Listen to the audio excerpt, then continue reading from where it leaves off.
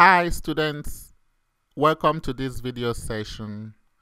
I remain Samuel Chukwu Emeka, aka Sam Dumb for Peace, as usual.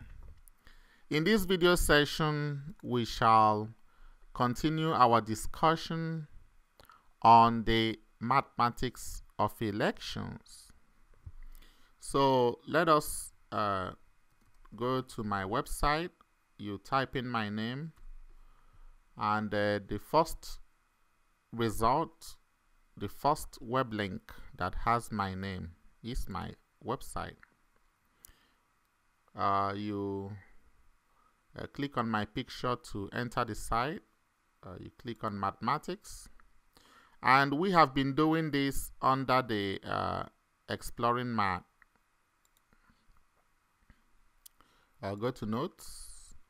And in this video, we shall look at the method of pairwise comparisons. The method of pairwise comparisons, or the pairwise comparisons method.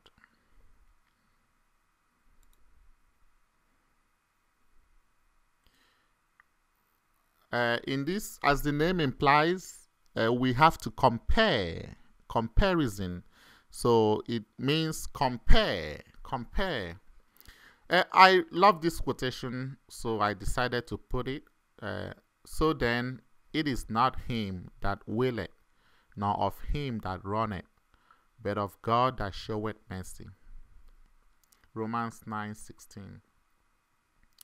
So, we are going to define the method of pairwise comparisons. We shall state the advantages and disadvantages of that method. And we shall solve problems involving the method of pairwise comparisons. It is very important that you view these videos in the playlist in order. It is important that you view them in order. When you click on this, you get the video playlist.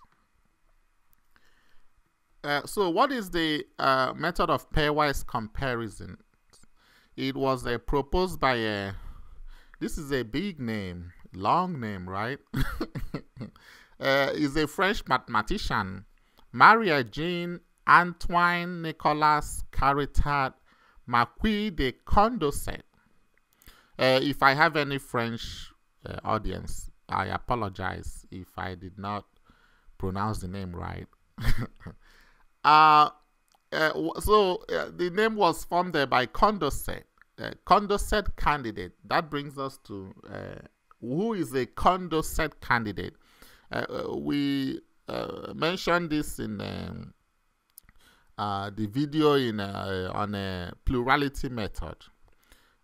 So a Condorcet candidate is a candidate that wins every pairwise.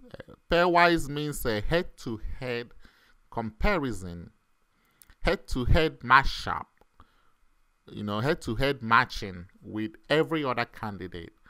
If the candidate wins every head-to-head comparison with every other candidate, then that candidate is a Condorcet candidate. Sometimes this method is called the Copeland's method. And this method is defined as the voting method in which each candidate is matched head-to-head or paired with each of the other candidates in the election. And when we do that, the winner gets 1 point. Of course, the loser has no point. And then if both candidates tie, then we award each of them 1 half point each. We shall look at this when we begin to do examples. So that is what we mean by head-to-head comparison. We talked about this in the plurality method, in the video on plurality method. If the candidate wins, we award him 1 point. If the candidate loses, we award him or her no point. And if there is a tie, in the event of a tie, then they both get half a point each. And when we do all the when we do all the head-to-head matchings or head-to-head comparisons or all the pairwise comparisons, then the candidate with the most points is declared the winner of the election. Yeah, every candidate gets to be matched against every other candidate. So this, like, you know, do you think this type of voting method is free and fair? Whereby at least every candidate gets a chance to be paired against every other candidate, you know. This is similar to a round-robin tournament where every player plays every other player one time. So we have a formula now. When we have n candidates, how many comparisons can we have? This is the formula here. Number of pairwise comparisons will be the number of candidates times 1 less the number of candidates, then the product divided by 2. We shall, as we proceed further, we shall look at other formulas as well. Let us talk about the advantages of this method. This method satisfies the Condorcet criterion. As we said earlier, the Condorcet candidate is is the winner in every pairwise comparison. He or she ranks above every other candidate. When you do a head-to-head comparison or a pairwise comparison against the Condorcet candidate and any other candidate in the election, that Condorcet candidate will rank higher. So this method ensures that if there is a Condorcet candidate in the election, then that candidate must win the election. This method ensures it. This method also satisfies the majority criterion. We are going to explain all this more when we do the fairness criteria. Majority criterion, like we said earlier, is in the previous video, is when if any candidate that has more than 50% of the first place votes, that candidate is a majority. So with this method, if there is any majority candidate in an election, then this voting method will ensure that that majority candidate wins. And there's another formula that I want you to take down here. Of course, the broad definition of a majority candidate is a candidate that has the majority of the first place votes, which means more than 50% of the first place votes. We have another method. If we are using the pairwise comparison method, there is another method we can use to determine the majority candidate, and this is that method here. If you have n candidates, then the majority candidate, if there is any majority candidate, that candidate must get n-1 points. So take down this second method, second formula. You can take it down. Another advantage of this method is that it satisfies the monotonicity criterion. We shall talk about this. This criterion we shall discuss fully. We shall look at how it works in the fairness criteria video. Now, monotonicity criterion is whereby, if you have an election and let's say candidate A becomes the winner, if you decide to conduct a re-election, in which case you rank candidate A up, up the rank, up the ballot, when you have up the place. Maybe candidate A was ranked by 10 people in the first place and by 15 people in the third place or second place. If you decide to move candidate A up, okay, and you conduct a re-election, and if one of the previous candidates was eliminated, it shouldn't affect the candidate A chances of winning. Okay, you will better understand this when we do an example on it. Yeah, but if you have a re-election and there are changes in the preference of the voters, okay, made to favor candidate A, you know, and if one of the previous one or more of the previous candidates are eliminated, then candidate A should still win that re-election. So how would this method actually help? How does it actually satisfy the monotonicity criterion? Well, if you rank candidate A higher, okay, of course, that would even increase the chances that candidate A would win the election. So this method of pairwise comparisons satisfy the monotonicity criterion. It also satisfies the public enemy criterion. Who is the public enemy? The candidate that is regarded as the public enemy is the candidate that receives a majority of the last place votes, which means more than 50% of the last place votes.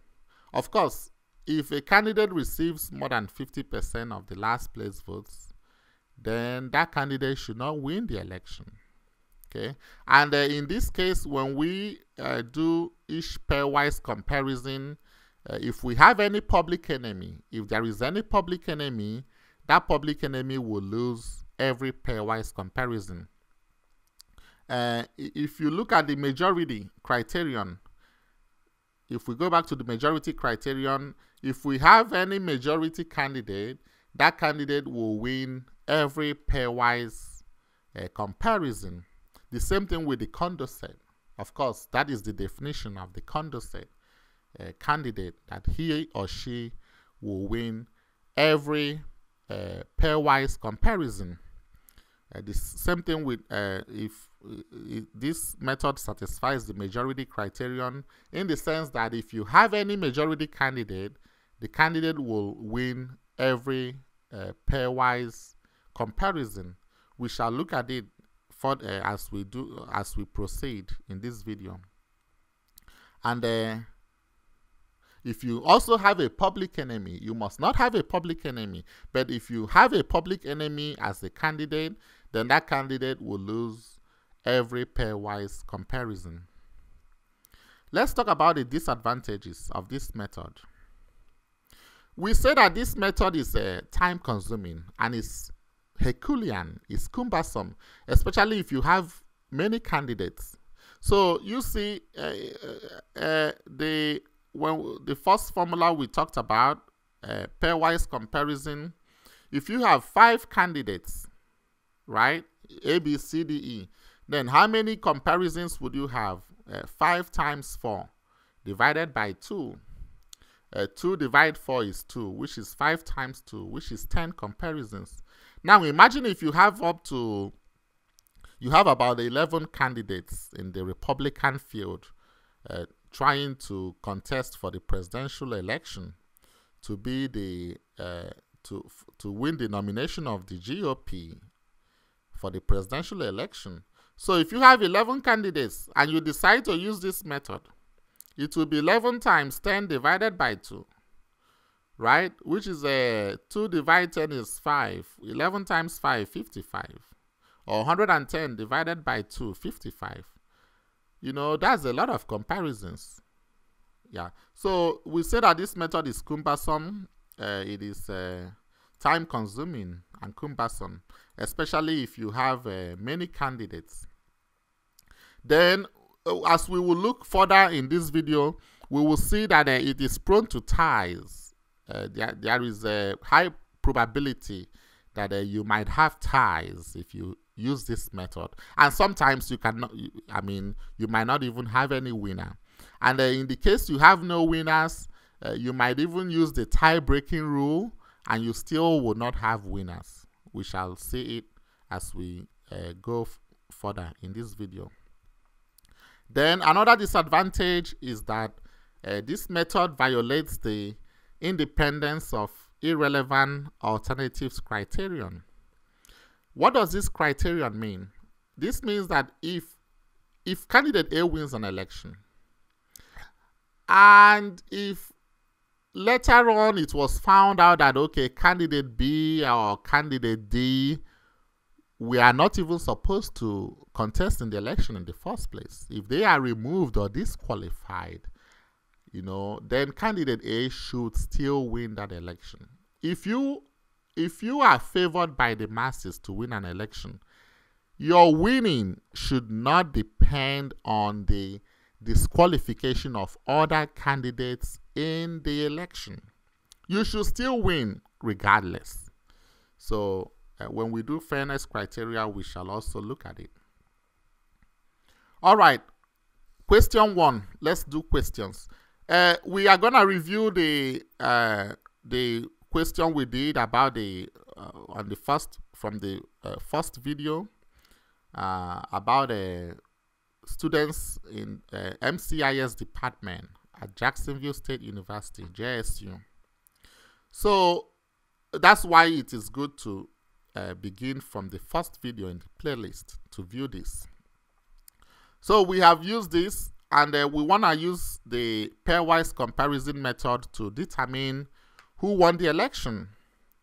Then the MCIS department, they have 4 positions to fill. So if you determine who wins the election, then we want you to determine who will be the vice president, the secretary, and the assistant secretary. We have a tie. We have a tie-breaking rule here, and the tie-breaking rule is that ties are broken using the results of the pairwise comparisons between the tying candidates. So if you have 2 candidates that have a tie, then you have to go back and look at their pairwise comparison in order to determine who would win. Okay. So we have these 5 candidates as usual.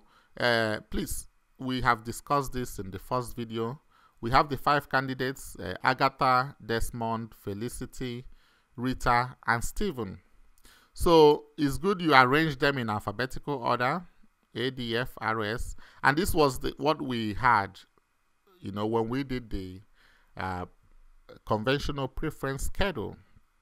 So this was what we had from the first video. First of all, we want to determine the pairwise comparison. How many comparisons would you have? You use the formula. This kind of tells you, okay, so that you don't make mistake, you know, or you don't skip any one of the comparisons. So you would have 10 comparisons.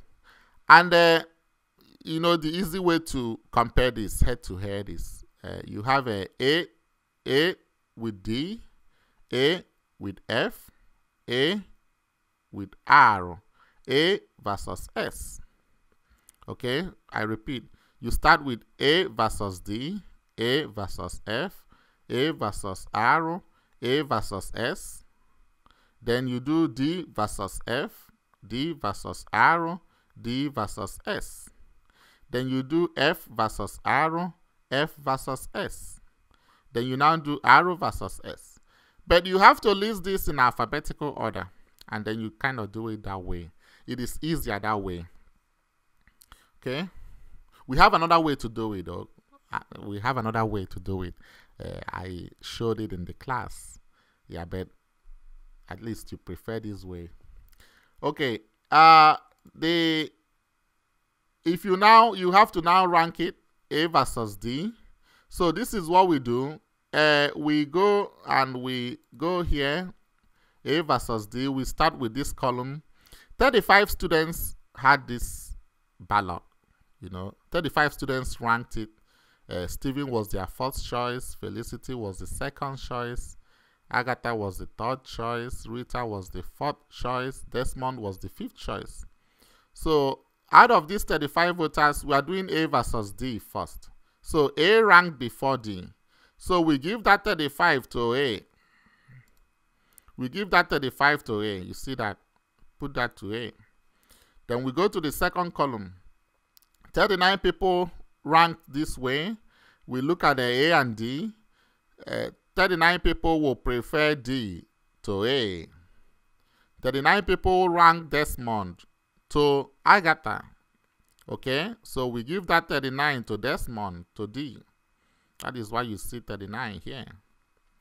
We go to the next column. 22 people prefer Agatha to Desmond. Okay, 22 people prefer Agatha to Desmond. So we give the 22 to A, Agatha. 22 to A. Then we looked at this one. 17 people prefer Agatha to Desmond. 17 people. Agatha ranks higher than Desmond. We give that 17 to Agatha. Then we look at the last column. 9 people, 9 students prefer Desmond to Agatha. 9 students. So we give the 9 to Desmond. Okay.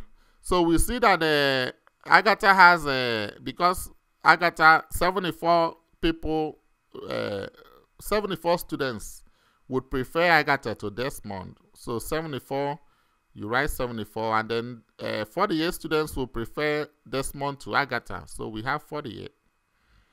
We are doing this each candidate versus every other candidate. Okay. Of course, if we do A versus D, it is the same thing as saying D versus A.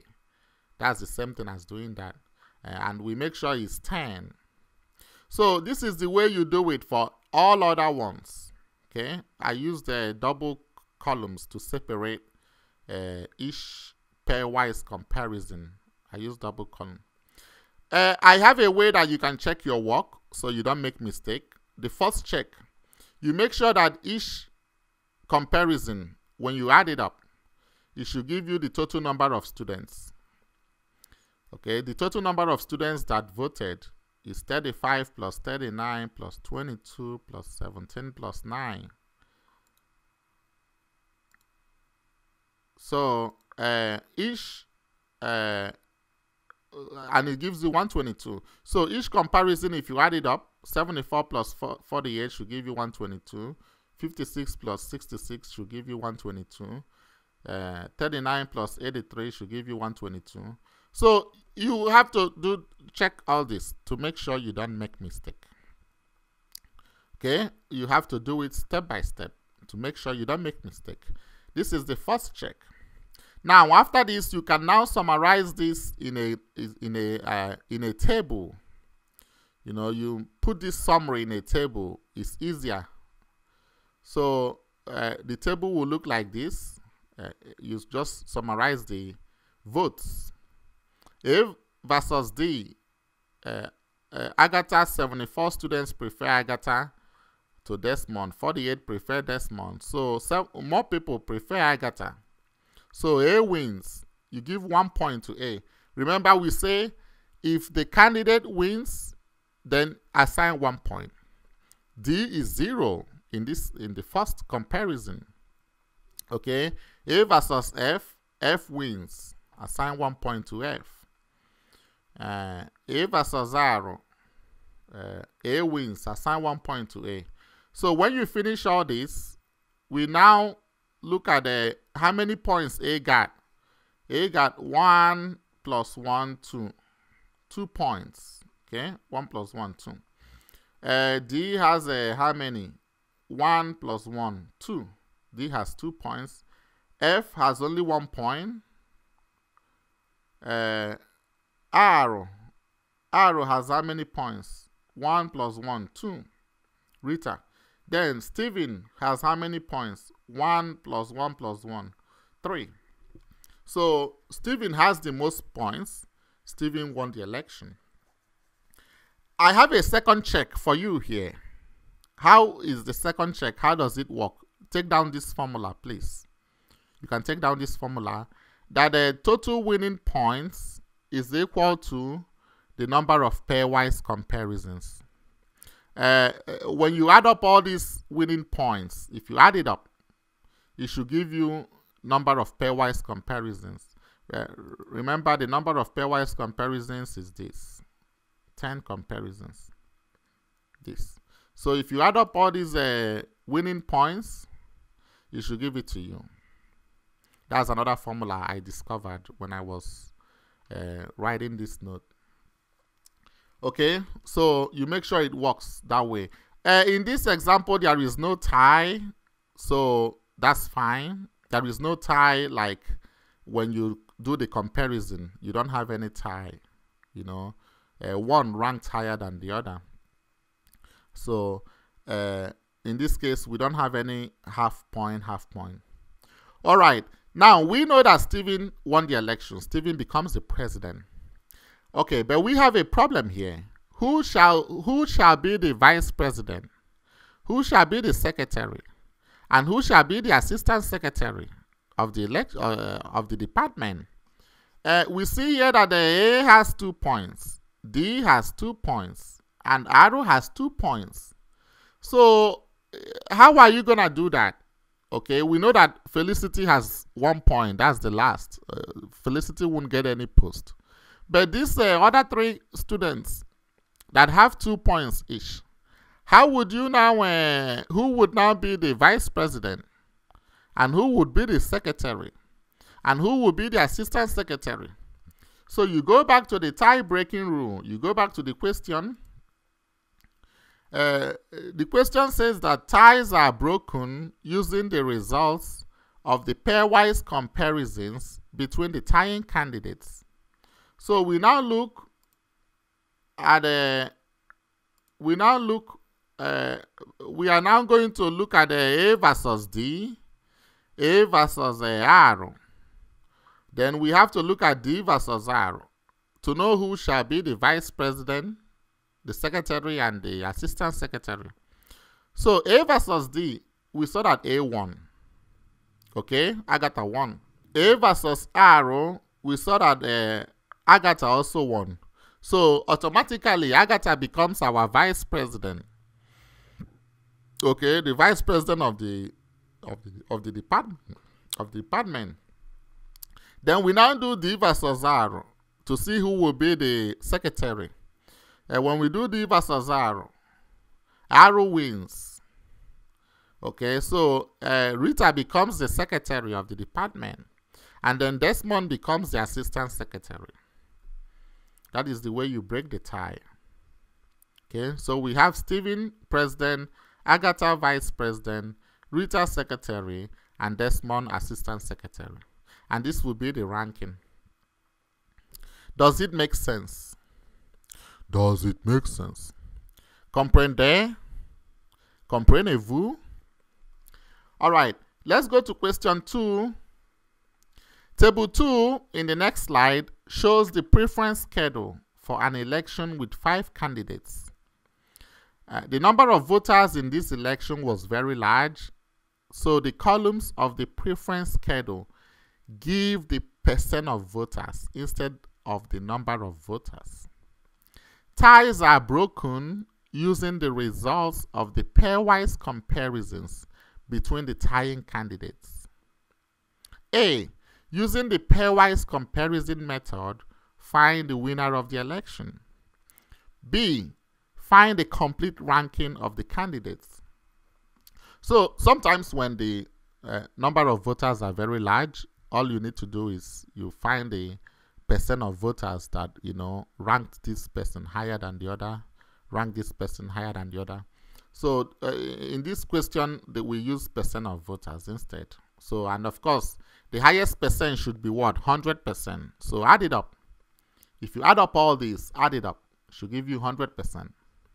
So 25% of the voters wanted ranked C first. Their first preference is C.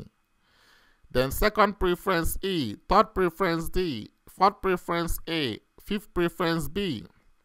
12% of the voters wanted A as their first choice, D as their second, B as their third, E as their fourth, and C as the fifth. So the first thing we do, we find these candidates in alphabetical order. This is the preference schedule, the conventional preference schedule. The alphabetical order is A, B, C, D, E. We find the pair, how many comparisons? How many pairwise comparisons is 10?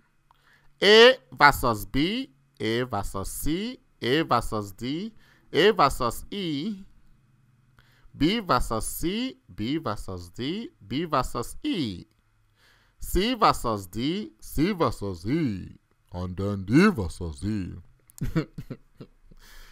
So, anyway, that's the easy way to do that. All right. The next thing is we now do the pairwise comparisons, each versus each one. A versus B. We come to the first column. 25 people prefer A to B. 25 goes to A. Okay. 21 prefers 21%. I mean, this is 25%. 25% prefers A to B. 25% goes to A. 21% prefers B to A. 21% goes to B. Okay. So you do it that way. You do it that way. Do it that way. And you, of course, you apply the first check. Make sure that when you add up each comparison, it gives you 100%. Okay. And of course, when you add up this first, it gives you 100%. So make sure it equals it equals. Then after that, you now summarize this in a table. When you summarize it in a table, you have this. You have the table like this. When you do A versus B, B1, B gets 1 point. So when you do all these, you will see that A has 0 points. B has only 1 point. B has 1 point. C has 4 points. Okay, C has 4 points. D has 2 points. Right? 1 plus 1 plus 1, 2. And the E, 1 plus 1, 2 plus 1, 3. 3 points. So who gets the most points? C. C won the election. Yeah, we don't even have any ties here. So this election is kind of clear. You know, C is the 4, then E 3, then D 2, B 1, and then A 0. So it's easier for us to rank. We didn't have to, in this question, we did not have to use the tie breaking rule. We did not, because there are no ties in the pairwise comparisons and there are no ties in the total points. No ties. So, we also do the second check to make sure that that the total winning points, all these, okay, equals the number of pairwise comparisons, 10. This is a very good thing I found out, you know, to make sure that total winning points is equal to number of pairwise comparisons. Yeah. Mr. C's discovery. All right. Question 3. 1,500 students in a history class at a certain high school in Nigeria were asked to rank 4 U.S. states they would prefer to visit. Table 3 in the next slide shows the preference schedule for the U.S. states of Kentucky, K, Louisiana, L, Maryland, M, and Nebraska, N, KLMN. Ties are broken using the results of the pairwise comparisons between the tying candidates. A. Using the pairwise comparison method, find the winner of the election. B. Find a complete ranking of the candidates. All right. Here we only have 4 candidates. In this question 3, we have 4 candidates. So we do that, you know, with the methods first. This is the preference schedule. This is 1,500 students. If you add this up, 390 plus 360 plus 300 plus 450 gives you 1,500.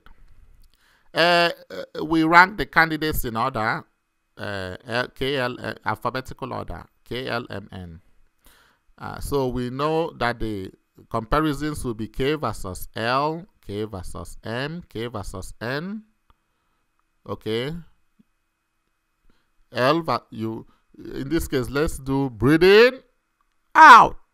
Breathe in, out. So let's start with this one will be breathe in, K versus L, K versus M, K versus N. Out. Breathe in, L versus M, L versus N. Out. Breathe in, M versus N. Out. So this is a 6 comparisons. That's the way you do it. You list it out like that. Then you begin your comparisons. Okay, you begin your comparisons, each one. So we notice here that the M and N are tied. They are tied, 750, 750. So we'll see how we would look. We'll see how we look at that. But we make sure that our first check is equal. Okay, the sum of each comparison will be equal to the total number of students. Then we summarize this in a table. K versus L, K wins, give K 1 point. M versus N is 750, 750. It is a tie. So in that case, M gets half a point and N gets half a point. All right. Let's now find the total points. K got 1 point. L has no point. Louisiana. Wow. So folks don't like going to Louisiana. Is it? Why? Why do you think so? Maybe it's because of South. Dirty South, right? Maryland has a 1 plus 1 plus half, which is 2.5. Then Nebraska has a 1 plus 1 plus half, 2.5. Okay, so M and N are tied in the pairwise comparison. That was why we gave each half a point, And they are also tied in the total points, 2.5, 2.5. All right, so we're going to use the tie-breaking rule, right? Now, the tie-breaking rule states that we will have to look at the tying candidates and see who ranked higher. Well, we looked at the 2 tying candidates, M and N, and it's also a tie. So what do we do, folks? What are we going to do? I mean, you can look at the second check, you know, when you add it up, 6 winning points equal to 6 comparisons. That's okay. But now, how do we determine who comes first and who comes second, you know, between M and N? We know that Kansas will be third and Louisiana will be fourth or last, okay? But now, how do we find out now who will be first and who will be second? Because M and N, Maryland and Nebraska, they tied in the pairwise comparison, and they also tied in the total points. You see, that is one of the disadvantages of this method. We talked about the disadvantage earlier on, and we see that it is prone to ties. You know, if this was a plurality method, okay, it would be easy to find the winner. But now with pairwise comparison, we don't know what we shall do now as the winner, whether it's Maryland or whether it's Nebraska. We do know that one of them has to be first and the other second. All right, so that is one of the disadvantages of this method. Question 4. An election is held among 6 candidates, A, B, C, D, E, and F. Using the method of pairwise comparisons, A gets 5 points, B 4 points, C 2 points, D 1.5 points, and E 0 points. How many points does F get? The way we solve it in algebra, let the number of points. Do you know how many points F got? No. So you say let it be equal to X. You know, the way we solve problems in algebra, what you don't know, you assign a variable to it. In this case, our variable is X. So remember the formula I gave you that I found out. I found out this formula total winning points is equal to number of pairwise comparisons. Okay, remember this formula.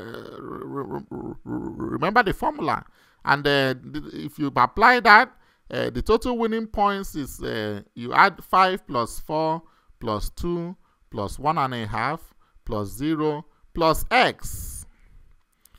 Okay, that gives you 12.5 plus x. This should be equal to number of comparisons. Because we have 6 candidates, we will have 15 comparisons. So when you do that, you will see that the F will get 2.5 points. 15 minus 12.5 will give you 2.5 points. Does that make sense? Do you understand? All right, let's go to question 5. An election with 5 candidates, A, B, C, D, and E, is decided using the method of pairwise comparisons. Suppose that A loses 3 pairwise comparisons and ties none, B loses 1 and ties none, C loses 2 and ties 1, and E loses 1 and ties 1. Assume that D ties none. A. Find how many pairwise comparisons D loses. B.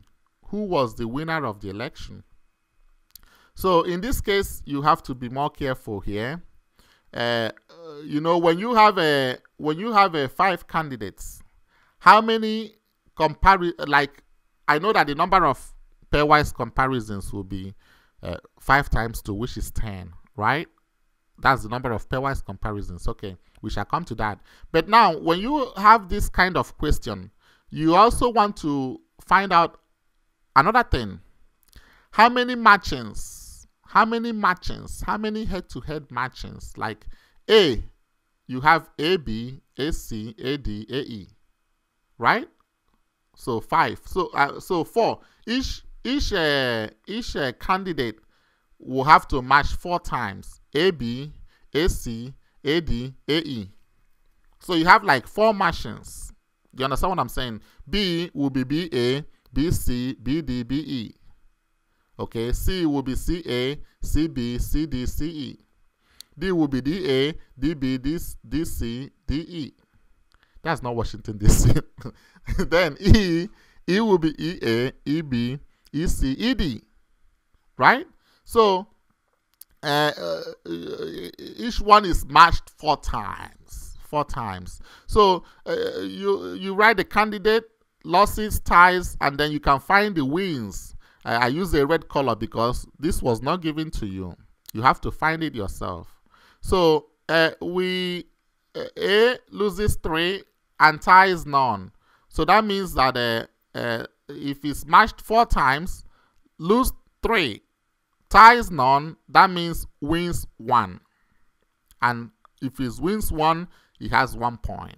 Candidate A. B loses 1 and ties none. So if B lost 1, ties 0, that means the B will win 3 because B has 4 matchings. So out of that 4 matchings, B lost 1 to someone else, has no tie, and they won 3, which means give him 3 points.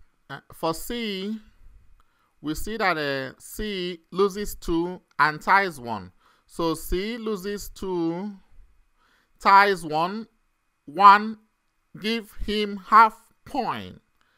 Give him or her half a point because of tie. And then if he loses 2 and ties 1, that means he or she won 1. Okay, win, give him or her 1 point. Do you understand what I'm saying? So then D is what we are asked to find, right? We are asked to find how many comparisons that D lost. So we don't know it. So like algebra, we say let it be X. Then they told us here that D ties none. So we just go ahead and put a 0 right away. Okay, and then we put Y because D probably won some. So we just put Y in case. We put Y because D probably won some comparisons. Then E loses 1 and ties 1. So loses 1, ties 1, that means 1, 2, right? Loses 1, ties 1, give E half point. And then 1, 2, give E 2 points. So we now go to that formula that the total winning points should be equal to, the total winning points should be equal to PC, number of pairwise comparisons. 5 people, 5 times 4, 20, divided by 2, 10. So total winning points, 1 plus 3 plus 1/2 plus 1 plus y plus 1/2 plus 2. Okay, should give us 10. That should give us 10. 1 plus 3, 4 plus 1, 5, 5.5, plus y, plus 2, 7.5 plus y, plus half is 8 plus y. 8 plus y should give us 10 comparisons, 10. So y will now be 2 wins. 2 wins. So win, D won twice. Okay, so D won twice, 2 comparisons. Give D 2 points. And if D won twice, and you know that D gets to match each candidate 4 times, 4 minus 2 will now give you 2. You understand what I'm saying? If D won twice and lost and no ties, then that means that D lost 2 times, because D get 4 times matching with every other candidate. Won twice, tied none, therefore 4 minus 2 lost twice. Does it make sense? So D has 2 losses. Number, I wrote another formula here. You can write it down. Number of losses plus number of ties plus number of wins will give us a number of matches per candidate. Another formula I found out. Another formula I found out. Okay.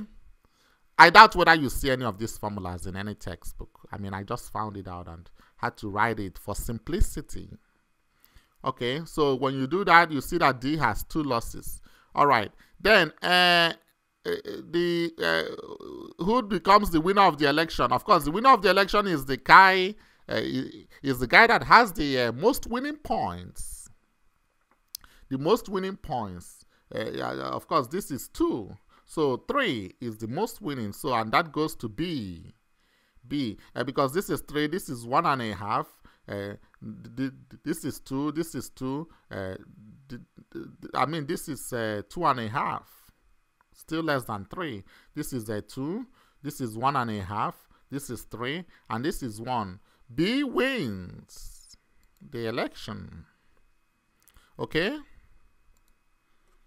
Question 6. An election with 6 candidates, A, B, C, D, E, and F, is decided using the method of pairwise comparisons. Suppose that A loses 2 pairwise comparisons and ties 1, B loses 3 and ties none, D loses 2 and ties none, E loses 3 and ties 1, and F loses 2 and ties 1. Assume that C can have at most 1 tie. So the question has changed here. In the previous question, we say D has no ties. D ties none. But here, C has can have at most 1 tie. So it's possible that C could have a tie. Okay, A, find how many pairwise comparisons C wins. B, find how many pairwise comparisons C ties. C, find how many pairwise comparisons C loses. D, who was the winner of the election. Here we will, of course, because it's 6 candidates, matching of 5 times. A to B, A to C, A to D, A to E, A to F. B to A, B to C, B to D, B to E, B to F, and the rest of them. So we looked at the number of matches per candidate is 5 matches per candidate. Okay, so we summarize this right here, and this is what we will get. I want you to look at it. We are using the same method. Now, the ties, we don't know how many ties. So in this case, we don't know how many losses. We don't know how many ties. We don't know how many wins. So you fill all these with variables. X to be a number of losses by C, Y to be number of ties by C, and Z to be number of wins by candidate C. So when you do all this, you will find out that when you add it up, total winning points, of course, Z plus Y. When you do that, you find out that it's 3.5. Okay, Z plus Y. Z plus Y, the wins and the ties is 3.5. So what does it tell you? That half means 1 tie. Remember, 1 tie is half. So this means 3 wins and 1 tie. So C has 3 wins, and also C has 1 tie. And then if C has 3 wins, if C has 3 wins, 1 tie, and can be matched 5 times. 3 wins, 1 tie. 4 times. 5 minus 4, 1 loss. That tells you that candidate C has 1 loss. Okay, so when you do that, you see that C has 1 loss. So the winner of the election was candidate C. Why? Let's look at why. We look at this. This is a 2.5 for candidate A. This is 2 for candidate B. This is 3.5 for candidate C. 3 for candidate D. 1.5 for candidate E. And 2.5 for candidate F. Candidate C has the most points, 3.5 points. So candidate C becomes the winner. Yay, Mr. C is the winner. Last but not the least, question 7.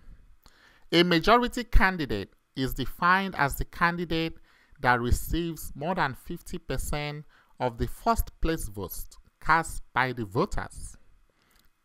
A. Is there any other way we can determine the majority candidate if we use the pairwise comparison voting? Explain. B. In an election with 5 candidates, how many points must a majority candidate have? C. Using the definition, this definition right here, and the other way, this other way right here, verify the majority candidates, if any, in questions 1, 2, and 3. So I found this formula from a useful website, one of the useful websites I looked at in the references, and I checked it myself and it works. I said, well, I'm going to put it on my presentation. It's a nice discovery. So there's another way we can determine a majority candidate. If we don't want to find 50% of the number of votes cast, we can, if we're using the method of pairwise comparison, we say that the majority candidate, if you have n number of candidates, then the majority candidates must have n-1 points. Yes, we mentioned that earlier on in the slides, right? We mentioned that here earlier on in the slides. Yeah. If there are n candidates, then the majority candidate, if any, must get n-1 points. So if you have 6 candidates, then the majority candidate must have 5 points. If you have 5 candidates, then the majority candidate must have 5 minus 1, which is 4 points. Okay? So, and of course, remember the majority candidate is a candidate that has more than 50% of the votes. The majority candidate must not have the most first place vote. I mean, the majority candidate, of course, must have the most first place votes, but the candidate with the most first place votes must not be the majority. I want you to listen again. The majority candidate must have the most first place votes, but the candidate with the most first place votes must not be the majority candidate. You understand what I'm saying? Okay, so in this case, we are going to verify that A is yes, and we know that the majority candidate, if you have n number of candidates, then the majority candidate must have n minus 1 points. Okay, must have n minus 1 points. In an election with 5 candidates, of course, then it will be, the majority candidate must have 4 points. So if we look at this, we see that yes, there is another way to determine the majority candidate. We have seen it. If you have an election with n number of candidates, the majority candidate must have n minus 1 points. And of course, if you have an election with 5 candidates, then the majority candidate must have 4 points, 5 minus 1, which is 4 points. Then let's compare this. Let's compare the definition for majority candidate with the pairwise comparison method for majority candidate. If you look at question 1, we had that the one of MCIS department at JSU, we had 122 number of voters. So 50% of 122 is 61 votes. So for a candidate to be a majority candidate, that candidate must have at least 62 votes, at least. So if we look at that, real fast, question 1, do we have any candidate with 62 votes?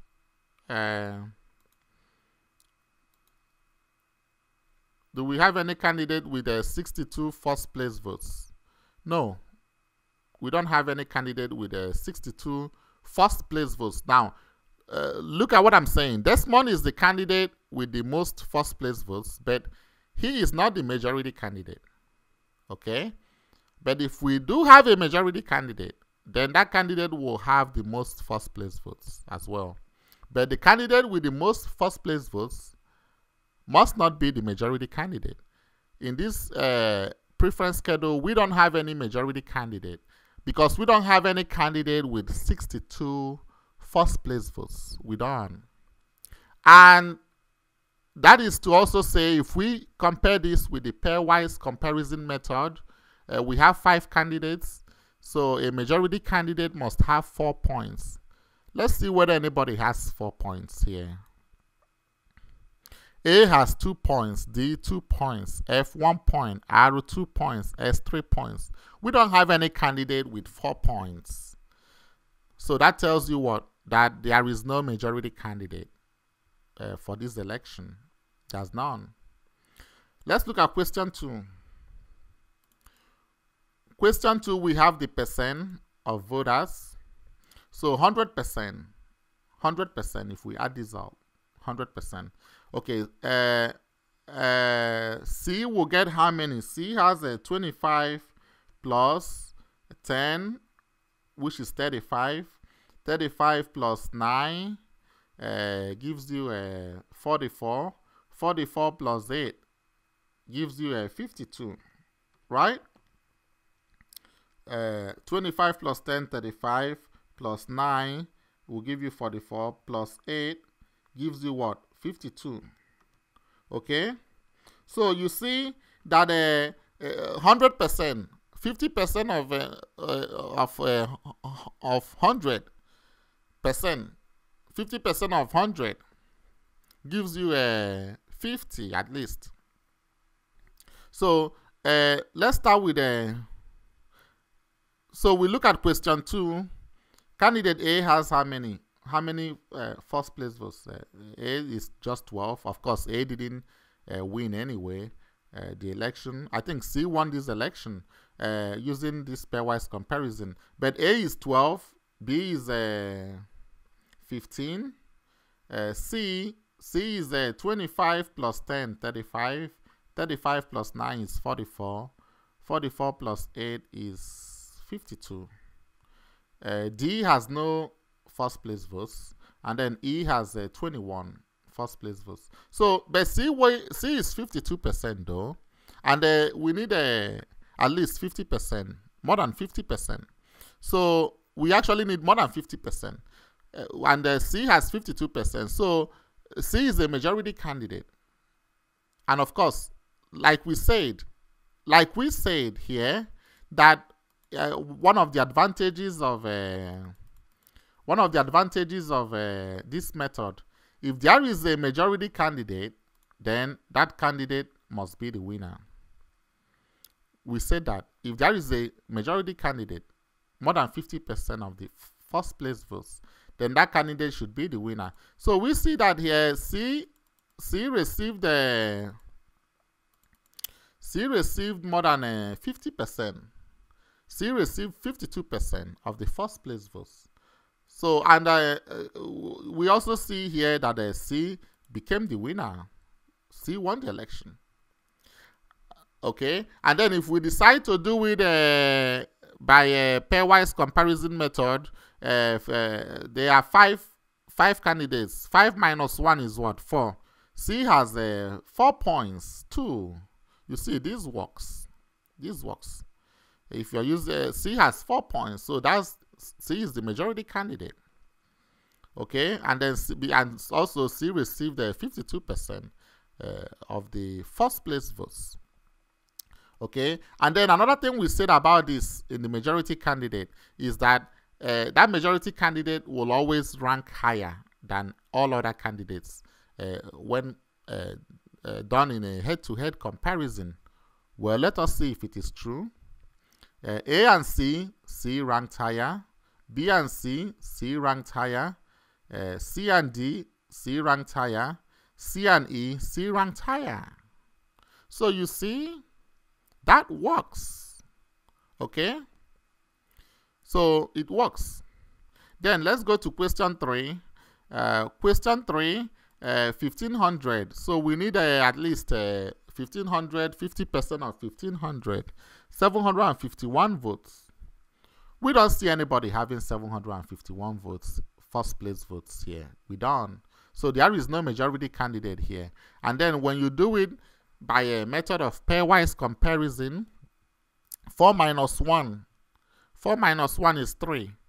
We don't have anybody that has 3 points. K has 1 point, L has 0 point, M 2.5, N 2.5. We don't have that. So it confirms also that there is no majority candidate. Okay, does that make sense? And these are the references. Does it make sense? You see, it's only in question 2 that we had a majority candidate. All right, thank you so much for listening, and please watch out for other videos. And you have a great day.